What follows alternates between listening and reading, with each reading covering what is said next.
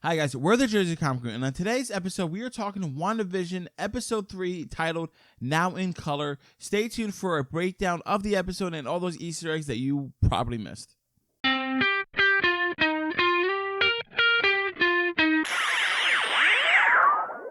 Hey guys, welcome back to another exciting episode of the Jersey Comic Crew. Chris and Rob here, giving you all the goods on Episode 3, Now in Color, WandaVision, our MCU debut of 2021. Mm-hmm. And we are going to break down all these big Easter eggs that happened. There's a lot of stuff to go through. Rob's going to recap some of the biggest points of the episode, and we're going to have some fun. So take it away, Exactly. Rob. Let's get into this like immediately. I'm so excited. With WandaVision, we always have to look at the intro to pay attention to the art style and the story pacing for the show. We are now in the 70s. We are in color. It's very akin to the Brady Bunch because we have Wanda and Vision and those hexagon shapes everywhere, just like the Brady Bunch. So we're moving fast forward, and actually on Wanda's dress, we see an X pattern on there. So hint to the X-Men, probably. Something Or I didn't DX. catch. Or DX? Degeneration? X. Oh, Degeneration maybe. X. The future. So in this episode takes place right where we left off last time. You know, Wanda's pregnant, and the pregnancy's quickly accelerated. You know, she's getting bigger and bigger. She doesn't want to reveal to her neighbors that she's pregnant because it literally happened 12 hours ago, and she's like 5 months due. Wanda and Vision are sitting on the couch, and they're having a conversation about the events that are going on. They're like, you know, people are just gonna try to figure out their secret, right? And then Vision's brain starts ticking. He's like, yeah. He's like, I noticed the neighbor outside. There was something wrong there. He cut into our wall. And, you know, other people, you know, things aren't making sense here. And then there was like a glitch, right? And then he starts the scene over again, but kind of in the mindset of the televised show. He's like, oh, you know, we don't have to worry about them. We're going to be fine. We're going to keep this baby secret. So I think this was another case where Wanda used her powers to reset Vision because he was starting to break the immersion bubble that she had created. Like we saw in the last episode with the beekeeper, Chris. Yeah, definitely. And that was something that was kind of like, whoa, did that happen? Was that supposed to happen? Did Disney Plus mess up? Is it an internet connection wrong? So that was really good how they did that because it kind of messed everything up, and they kind of start, you know, going back into that layer of like, oh, yes, like we're kind of almost getting confirmation that Wanda's definitely controlling a lot of these threads throughout. And like the question of like, is she just acting throughout this? Like, is she just pretending, or is she actually engulfed in this world? So that's a really big question too. Right after that conversation, Wanda starts to begin having contractions. And because of that, her powers are running astray, causing phenomenons in the house. We see the paintings are spinning, appliances are going on and off. There was an electrical surge before. There was a loud bang, and Wanda and Vision get scared, and they kind of like freeze for a quick second. Yeah, it was almost like akin to The Exorcist, but very light, obviously not as dark as The Exorcist, and also really kind of deep cut. Wanda and Vision get like kind of startled by all this. They like go kind of like back to back into this weird like kind of pose that almost seems a little out of place for what's going on. Yeah. It's actually a big call out to a comic book that it was a Max series back in like the late 80s, early 90s era of, it was called The Vision and the Scarlet Witch. So that's like literally the cover of the first issue. Oh, wow. Is them kind of like side to side, back to back, like fighting off enemies. So that was kind of a cool, just like a little touch there of like, hey, definitely Kevin Feige loves to pull from old comic books in any way he can. So that was really cool. Awesome. Right after that, we cut to commercial. And not like a real commercial where we're looking at Doritos, a commercial within WandaVision, right? We see commercial for, you know, the stay-at-home mom taking a nice bubble bath with blue soap. And on the soap was the Hydra logo. So, again, we see Hydra showing its face in the Marvel Cinematic Universe. The commercial was crazy, and I think we talked about it before the show, right? It was kind of akin to these old 70s-style bubble bath commercials. Very, very 70s, right? Like, stay-at-home moms stressed with the kids. There's a lot of 70s like female tropes throughout, like the doctor's explaining her pregnancy in fruit. Exactly. and stuff like that. And then we get this Hydra soaked soap, which obviously is still a callback. It seems like all these commercials are almost calling back to Wanda's origin with Hydra and Strucker and dealing and Stark, with, right? Stark was the reason that it all started. So all these things kind of her origin story that she almost seems to be blocking out, which we get a big piece of that later on. We do see that, there's no ticking in this commercial, so that kind of debunks theories that me and Chris had before, like ticking being a big overlying theme, and also the color blue, it's not red, so also that kind of breaks anything we were seeing here. I actually have an Easter egg for this, Chris. In Agents of S.H.I.E.L.D., Agent Coulson, it was a throwaway line where he talks about Hydra with the blue soap, like mind controlling people. So this was a nod to that, and I don't think that was canon. I think they were like in an alternate world, but I do remember that blue soap scene, so that was pretty cool. Wow, that I didn't even remember that one. That's deep cut. That was I don't think deep. I don't think I finished Agents of S.H.I.E.L.D., by the way. Oh, I did not either. I just remember that blue soap scene. Oh, wow. Good for you, man, because I did not remember that. Look at that, people. That's how you pick up the pieces right there. I did not remember that at all. That would have taken... Gun to my head would have been dead every time. Like, where's the blue soap? I would be like, I don't know. Yeah, it would every time. Would not have gotten that. So that's a really good pickup, too. Who knows? Maybe that's now canon now. Maybe. And that will maybe play a part in maybe the past or something, or somehow, because we've seen her kind of manipulate time a little bit, too. So could be a theory.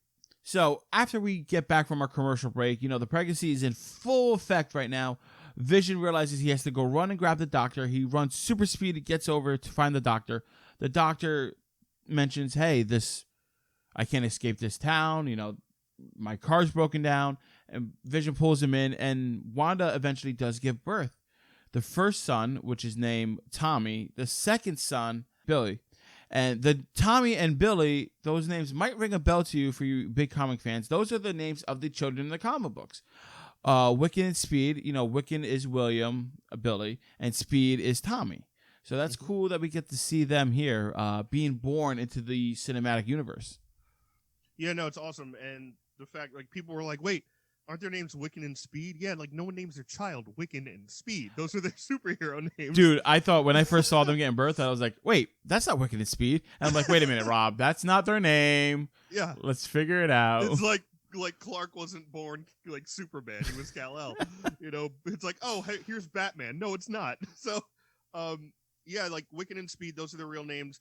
William obviously was a big play for Vision. He was a big Shakespeare fan. Yes. Even in the comics, as far as like learning things and language and intelligence and trying to figure out how humans interact with each other, Shakespeare was a big thing for him. So that's why Billy and the Tommy thing, we saw them kind of argue back and forth about the names throughout the show. So that was pretty cool. And also, to add to that, when Wanda gives birth, like Geraldine's there because she came by for a bucket earlier.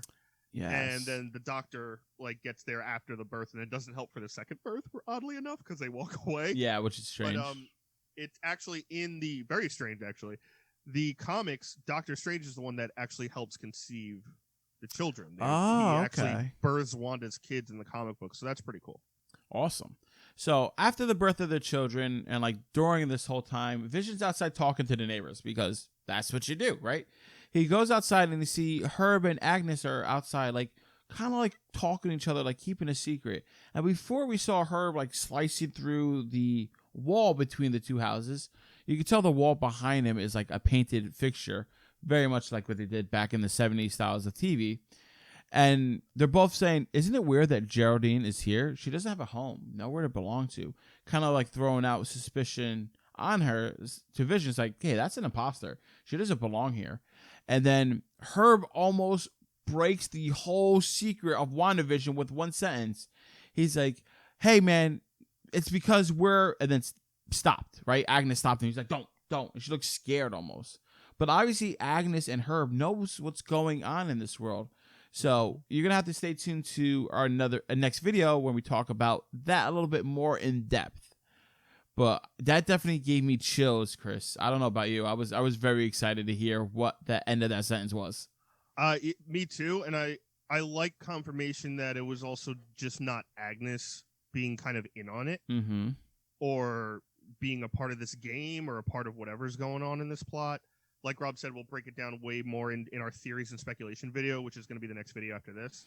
But it was definitely one of those spots of the episode where it's it's 70s, it's fun, everyone's laughing and dancing, and it's kind of goofy, and then it just narrows down to this extremely serious plot point, and we get even a bigger one after that, Rob. Yeah, I mean, that one sentence was big, but like you said, right after that, we get something bigger. We get Geraldine and Wanda talking to each other, right? And Wanda's sitting there looking at her babies, and she's like, I'm a twin. I had a twin, Pietro. I'm like, we know him. That's an Easter egg, right? But aside from the obvious mention of like, hey, that's a brother who died, Geraldine like kind of like is blinking, like kind of like getting cognition back into herself. She's like, your brother was killed by Ultron. My jaw hit the floor. I was like, oh, we're serious. We going in there. Okay. All right. Serious. And then Wanda's like, what did you just say? And I'm like, oh, she looked mad. You better shut the hell up. You better start acting. And Geraldine's like, I think they're wonderful children. She's like, no. What did you say just then? And then I was like, does she know? It doesn't know. Like, she knows. Like, she kind of understands. Like, that was a big thing. And then Vision comes back in the house. And he's like, oh, where's Geraldine? Oh, Geraldine is gone. She left. He's like, oh, okay. Then we see Geraldine, zoom, flies out of the bubble, which we get confirmation it's a bubble, lands outside. All the sword agents, all the sword agents come and surround her. And we get a lot of confirmation about the world just by looking at that. So the fact that we see that Westview is a real town in America, because we see the welcome billboard outside of this dome that Sword kind of has. They have all these high-tech lights, and we can see like this force field area around there. Fun fact is area code, it's 777 on the billboard. I know I'm stealing some of Chris's thunder about the Easter egg here, but that is one and only zip code. Well, not one and only, I should say. One of the many zip codes for Jersey. So they're in New Jersey right now, which is really cool for us. Wait, is it? Yes. Is 777? 777 is the zip code for New Jersey. Since when? It's in Monmouth County. Around Monmouth County, around Red Bank area. Really? Yeah, that whole part of the world.